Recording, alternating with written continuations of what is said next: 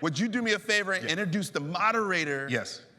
For the next panel, please? I sure will. I'm excited to introduce this panel because it's a topic that I'm very passionate about. Private equity is entering the NFL. For decades, NFL ownership has been an exclusive club, but recent rules changes have opened the door for private equity firms to own a minority stake in teams. What does that mean for the league, teams' valuation, and future of professional sports ownership?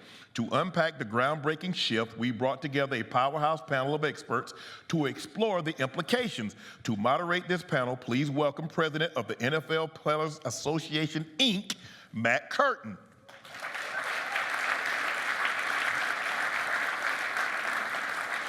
Matt Curtin is the president of NFL Players, Inc. Before NFLPA, he worked at JP Morgan and Bank of America as managing director of private equity and leverage finance investment banking. He's on the board of MEAC Orthopedics, One Team Partners, and Smeal College School of Business at Penn State. Matt, take it away. Thank you, brother. Appreciate you, man. Thank you, Shannon. Thank you.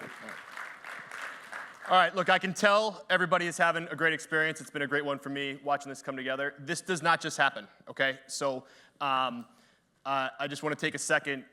Our team works all year to kind of put this whole thing together, and this is a huge, huge undertaking. There's a lot of work that goes into it, as I said, year-round. This is also, you might guess, a pretty busy time for our players and for ourselves. We have our VIP party tomorrow night. Most of our team will be on the road for 2 weeks because they roll from Pro Bowl right here, and they're here all week, right? So I'd like to acknowledge and recognize them and ask everybody to give a round of applause to our staff for all the work they do in a great event, okay? Thank you.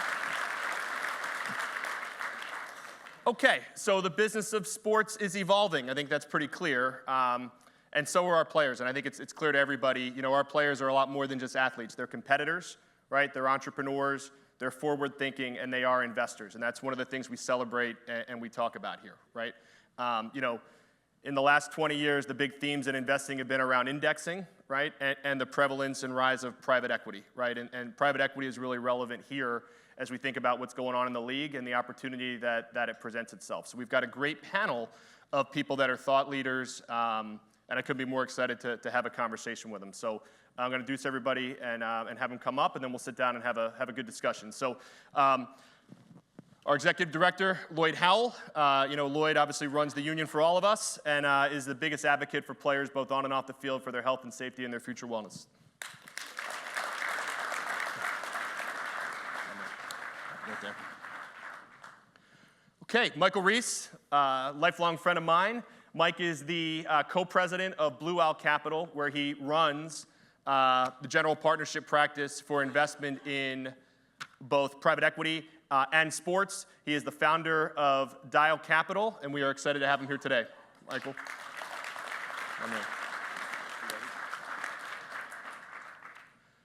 Paul Vieira.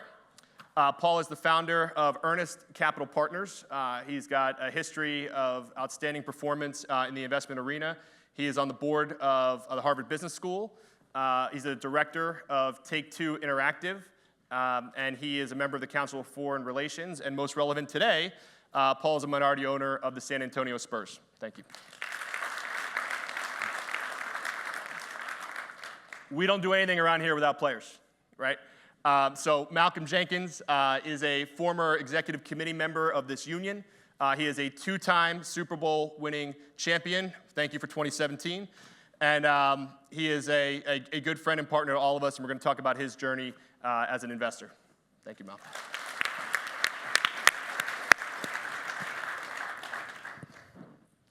Okay. Well, look, Paul, I think we're going to start with you as a minority owner of the Spurs. What do you get to do when you're a minority owner of a basketball team? Right.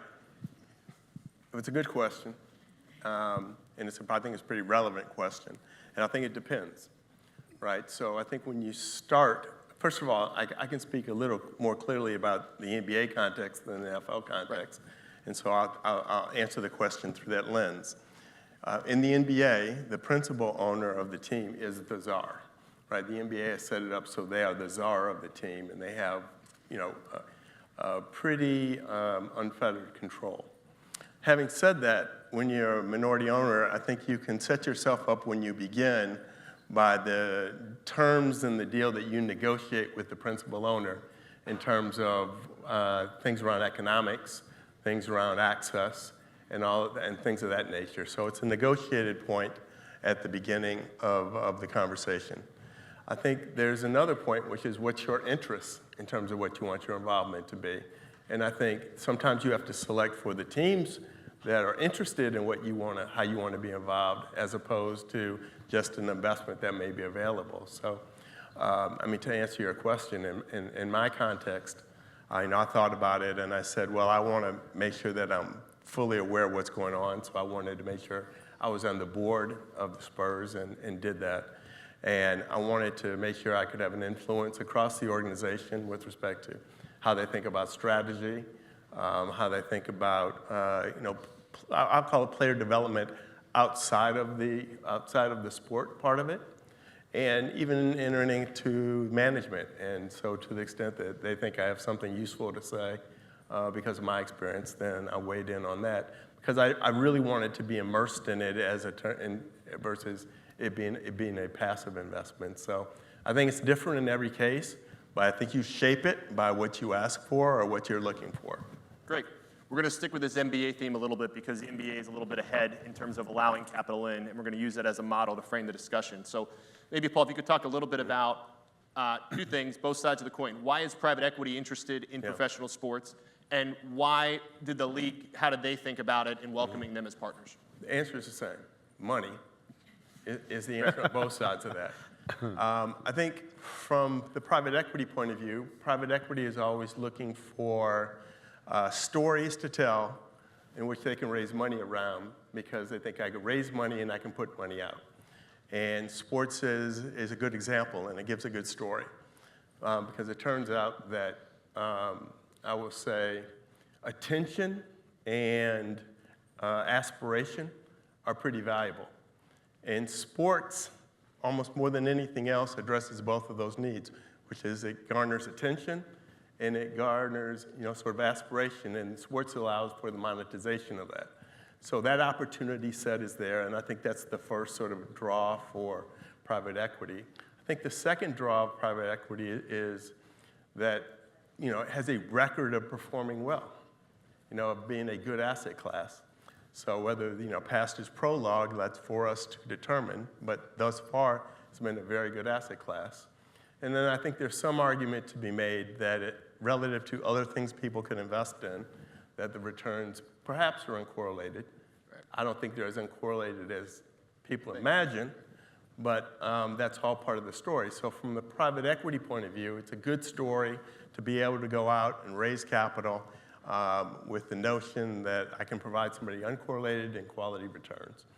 From the league's point of view and the team's point of view, it's about valuation, which is that teams have gotten so expensive, it's very hard for the prior model of individuals going out and writing mammoth checks to own the teams. And so in order for those valuations to go up, there has to be capital that can backfill, if you will, and private equity provides that, sort of that opportunity. I think the other part from the league is again related, and the teams is again related to valuation. And the valuation looks like this, which is it provides liquidity for these investments. And all things being equal, if you had two investments, one that was liquid and one that was illiquid, you would pay more for the one that was liquid. And so to the degree it adds a degree of liquidity to the equation, it makes the valuations of the teams more valuable. So, great summary. So, Michael, you manage the only approved fund to invest in minority stakes in NBA teams. Why don't you talk a little bit about that journey in the league and how you got there? Well, thanks, Matt, and pleasure to be with you all today. We were called by the NBA, and I literally thought I was being punked. We have a $265 billion private equity business, and none of it has anything to do with sports. But they said, we're going to start the process of having institutional and high net worth investors invest in the professional sports leagues. We want to start with the NBA. And we've been going by the adage, we're going to crawl, we're going to walk, and then we're going to run. But when I actually looked into it, they've been crawling for 25 years. I talked to a CFO of the NBA who was thinking about this, 25 years ago. Now, what's happened is in the last 3 years, we've skipped over walking and we're at full on sprint. And it's a very exciting time to allow all types of investors to come into the league. We are approved liquidity providers for all 30 teams in the NBA. We are there when a 1% owner wants liquidity, and we buy a 1% stake. We get very little to do with the team, but we're also there when the two gentlemen that bought the Charlotte Hornets needed a big check to help them out. We were there to help them in their outright purchase. So the industry's moving very quickly. We went out to raise capital. We knew we would go to the biggest institutions in the world, and we'd also go to individuals. We called an RIA, a group in Toronto, and they said we'd love to put some money into the fund. Turned out it was all hockey players, NHL players. They knew that there was value to be had in owning sports franchises. They're not allowed to yet do it in their league, so they bought into the NBA. We now look across our roster of underlying investors, and we have a tremendous number of former and existing professional athletes because they see the value in the franchises, the media rights that keep going north, and it's been fascinating to watch what's happened in this industry. Excellent. All right, we're going to switch this a little bit to our league and our focus. And so I think as most of you are aware, the NFL this year allowed in August for the first time for minority ownership by private equity in teams in direct franchises. Some of the restrictions around it is up to 10% can be sold to institutional investors. It's passive, so they don't have any voting or control rights. They have to hold the investment for 6 years. And there are some restrictions around the underlying limited partners who can participate in those deals. There's a small group of people in the club, right? It's always clubs with the owners, right? This is a club of who's approved to kind of do this, right? And currently that group is relatively small. It's Ares, Arctos, and then a consortium, Sixth Street, and then a consortium that consists of Blackstone, Carlyle, CVC, Dynasty Equity, and Ludus, which is a vehicle that Curtis Martin created to help bring that whole thing together. So it's a small group. There have been 2 transactions, right? The Miami Dolphins sold a 10% stake to Ares Management, Stephen Ross, and the Pagulas with the Bills sold a 10% stake earlier this year to Arctos. So we've already seen the beginnings of that. So I'll go to you, Lloyd. We've been kicking this around amongst ourselves, right? But why don't you share some of your thoughts around how you think about this and maybe the opportunity it presents? For sure. So as many of you know, I come from a corporate background, CFO, publicly traded company. And obviously I've been, even with my last firm, the Carlyle Group, played a significant role in transforming and allowing us to one day become a publicly traded company. So I've seen the power of when capital is put to use, what it can do. And so when I came into the NFL, which is largely an all-cash driven business, certainly from the player's perspective, I said, hey, that's kind of, other than a lemonade stand, why is it that, and why don't we have other things like private equity in the mix of which players who have means, who can participate, why can't we do that? And at first, the messaging back from the owners, which I'll get to in a minute, was no way, no how. Concerned about foreign sovereign funds, concerned about control, a lot of concerns. Within months, it flipped, and everything you heard Matt talk about has come true. So what changed? 2 of the franchises that he mentioned, one's building a new stadium, so there's a need for capital. The other one wants to build out a city called Boca Raton and basically draw development to South Florida. So there's a need for capital. That's point number 1. Our league wants to expand. You can't expand without capital.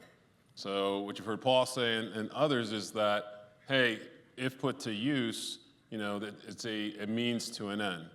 The third sensitivity is control. And so with 10%, no control, it's almost like free money in the eyes of the clubs, which I'll get to in a sec.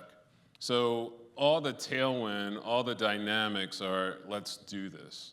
But there's still sensitivities from a player's perspective. And you saw some of this play out with Tom Brady. Okay, what's the inherent conflict of interest? If you have a player who has means, what safeguards are we putting in place so that if it's an active player, we don't have any shenanigans? What's the source of funds that that player would use? And this is where it gets into the foreign sensitivities in terms of, is it all domestic, is it overseas? And so all of that sort of needs to be worked out. So what I see is that leagues like the NBA are sort of setting the pace of the art of the possible, and our league is trying to be fast followers in terms of what and how can we do this, and what is the art of the possible. So we're at a very cross stage in terms of where it can go. Our membership, very interested, especially if they have means. So we've got a variety of different sort of categories, demographics within our membership, but in the main, they're all entrepreneurial. They're all looking for ways to put their money to work while they, do their thing on the field. So we're now in a space where, hey, I appreciate the liquidity, but if there are things that I can do with my money that then for years to come after my playing days, I'm very much interested in that. And so you heard some of the terms that Matt laid out, sort of atypical, 6-year sort of off-ramp as opposed to 10. What are the commitments? What are the fees? We don't know yet. Curtis has put together a consortium, and I think some of that is to safeguard against conflict of interest, but it's still evolving. So I, for one, am optimistic about what's the art of the possible. I think as I've talked to the owners, and you have to appreciate in our league, you probably have 4 different demographics. You've got generational owners, you've got folks who have made their money outside of football, bought a franchise, and now with folks like Josh Harris, who have a private equity background, kind of entering into the picture. And each community picks it up a little different. Some are very forward-leaning, say, hey, I'm used to this. Some are like, whoa, whoa, whoa, this is my grandfather's business. I don't really feel comfortable. So we're going to have to work through that too. But I think the change, at least quick, is very promising in terms of what it could mean for our membership going forward. Excellent. So Malcolm, your journey with sports ownership started with Bernie Football Club, but as an investor, you started earlier, you started in the franchise space. You've since built a platform around both franchising, but also gone deeper into sports ownership. So I'd love to talk about your journey and your thought process. Yeah, I think my journey started with food and beverage franchises. It started with Papa John's back in 2016, and now we own about 27 stores between franchises, between Papa John's and Wingstops. And through some of my business relationships in Papa John's, an American group bought into Burnley FC, which was in the Premier League at the time. And I was able to co-invest with them as a minority owner. A couple of years later, J.J. Watt also came on as a minority owner at that club, the only 2 NFL players to be in the Premier League. And that just really, those doors aren't usually open, especially if you're not like the quarterback, if you're not the Tom Brady's of the world. But really, one of the things that I've always tried to do is when I get opportunities to get in the door is to create vehicles and opportunities for others, because I know how hard it is for us to get in those. So what we did, even in franchising, we created athletes franchise partners. We know when somebody's having success, there's others that are watching and want to know how to do it and how to get access to it. And so we created a vehicle which athletes can co-invest with us as we go out and build our franchises. But more importantly, we educate you on, the due diligence, what brands are good, where locations are, vetting deals, all the things that you need to make informed decisions. Operations is the big part of it. And then we're trying to do the same thing under Disrupt Sports, which is the vehicle we created to invest in Burnley. As opportunities come, we know that athletes, especially football players, are going to be interested in trying to get into it. But as these valuations go up, you're not going to be able to just cut a check as an individual. So it's really, really, really important that we start to create vehicles and collectively start to work together. So when these opportunities come, we have our stuff in order. Like we talked about the NHL players, it's all of them putting their money together to invest in NBA leagues. That stuff can happen now. And as the league catches up and these things kind of come to fruition, I think athletes will be in a great opportunity, you're in a really good space to capitalize on this. We work really, really hard every single day to grow these games, And I'm in a place now where I'm trying to train my money to do the same thing. I want to make my money work as hard as I did. And when you look at these sports leagues, there's nothing that we know better. This is our business. We know it in and out, from the fan all the way to the boardroom. And so it's a great opportunity for us to add value, to use the knowledge we already know and capitalize on the space. But I think it's very, very important for us, if we're seriously going to have this conversation as athletes and as membership, that there's a need for a collective approach. A lot of us can get, individual kind of groups. If you've networked and you've got a good network outside of the game, but realistically, the majority of us need each other. And that part is what I think has been missing over the years, is some of the things that I've been trying to create through Disrupt Foods, Disrupt Sports, and Athlete Franchise Partners, just to create, the breadcrumbs and the vehicles for others to participate when we do get that access. Excellent. So Lloyd, how do we make this a reality? How is this part of your strategy? How should we think about, actually getting players the opportunity to invest or to get ownership? Yeah, it's I sort of had a front row seat when the NBA was approaching some of the regulators that, permit what was already in their CBA. So they already had a structure. They already had negotiated. The owners had agreed to, hey, one day, if we have an ombudsman, we could see our way there. So I think part of this is, how do we ensure that we have the integrity of the game not sacrificed by the word investment, particularly coming from a player? And we have yet to work that through. But at least on the other side, the mechanism to have it, that seems to be.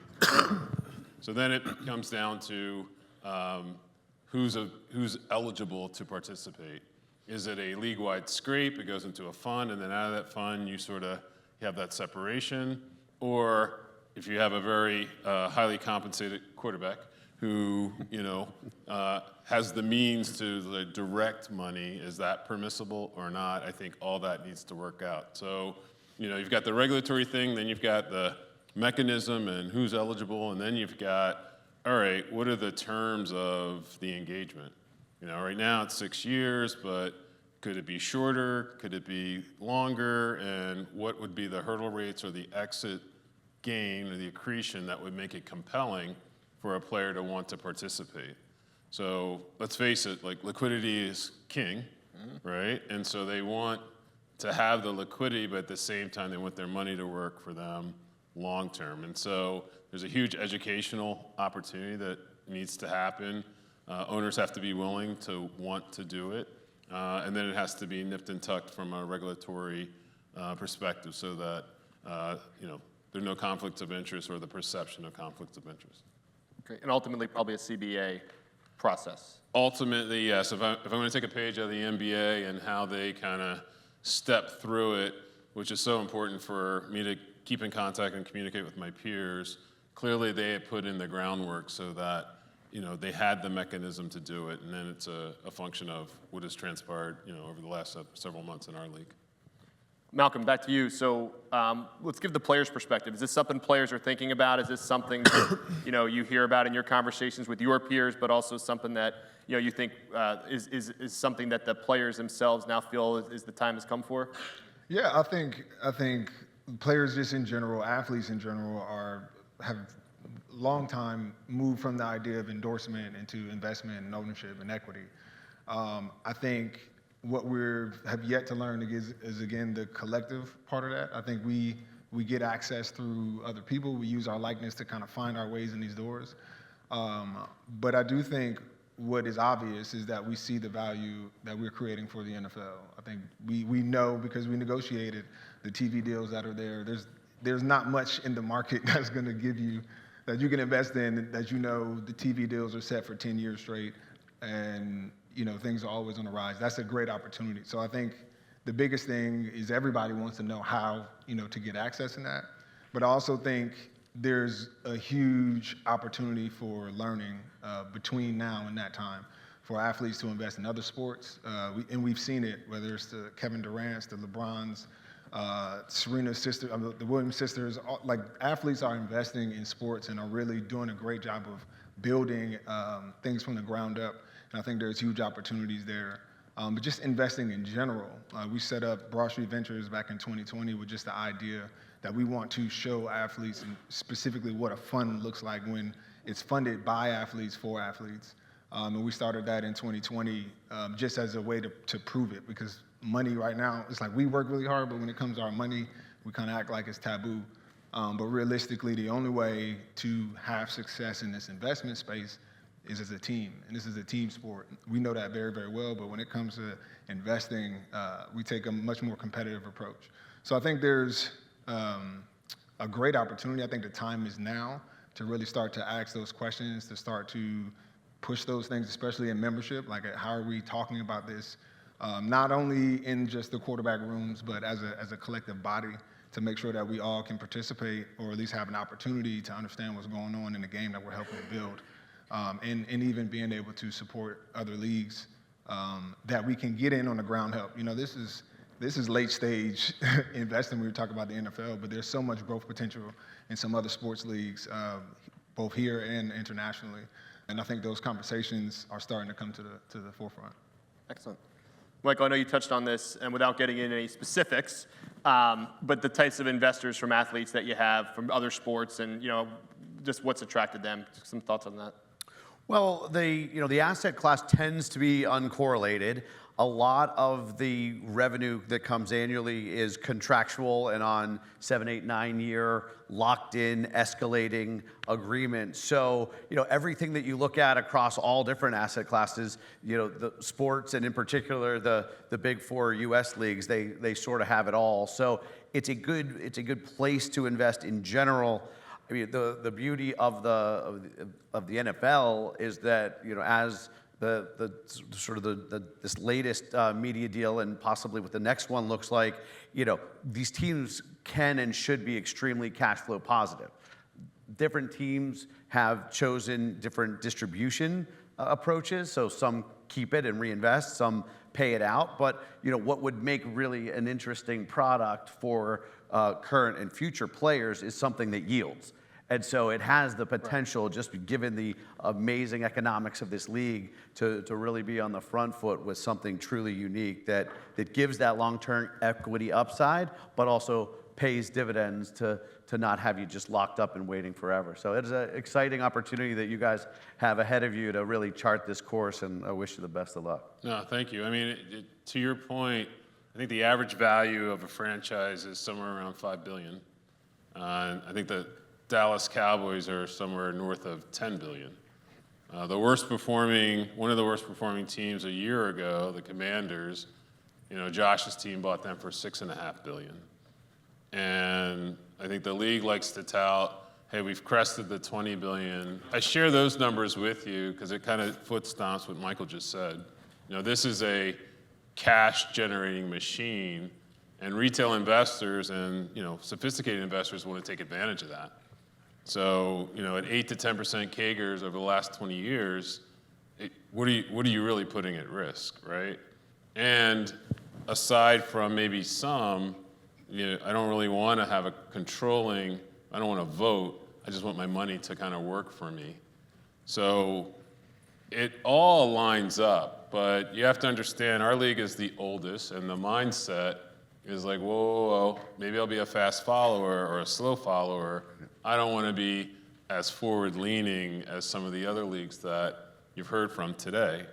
I mean, women's sports, there's a tremendous amount of upside there. It does have an attractive growth model as well. But when you look at the NFL, I think you've got 32 owners that are, very protective of their interests. And I think you've heard in other media outlets about, hey, I don't think that'll ever happen. Why would they do that? And you turn around 6 months ago, they had a vote to permit it. So they are business people. They do see the potential. And that, I think, is, a positive in terms of what the art of the possible could be. Excellent. Look, just to build on a point you said, I think what we're really talking about is the distribution between labor and capital, right? And I think in the example you hit on with the Commanders, we had a franchise that was owned for 15 years. It was purchased at $1 billion, and it was sold, for $6+, right? And all that benefit of value creation accrued to the ownership group, right? And of course, our players were paid along the way, right? But a lot of the things our guys do, like participate in international games, like participate in other things that are for the long-term benefit of the league, that's really what we're trying to crystallize and get a share in that. So I want to thank you guys all. It's been a great discussion. We're going to wrap because we want to announce our winner, right? But if I can get a round of applause for the panel, I'd appreciate it. Thank you.